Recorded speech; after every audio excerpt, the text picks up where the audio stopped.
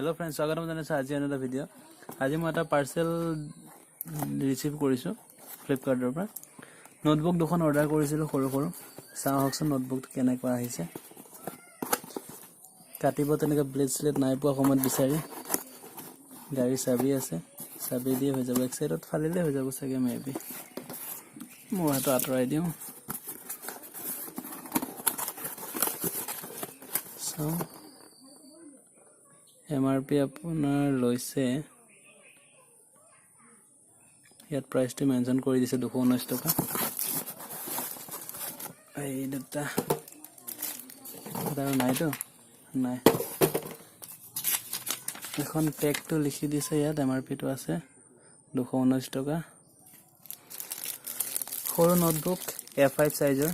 A5 সাইজৰ notebook নাছিলে, just প্ৰেক্টিছৰ কাৰণে A5 সাইজৰ এটা নোটবুক লাগে আৰু ডাঙৰ নোটবুক বিলাক লৈ ফুৰিব সুবিধা হয়, সেইটো কাৰণে A5 সাইজৰে। Sketchbook A5 drawing pro series দুখন 50টা সিটৰ।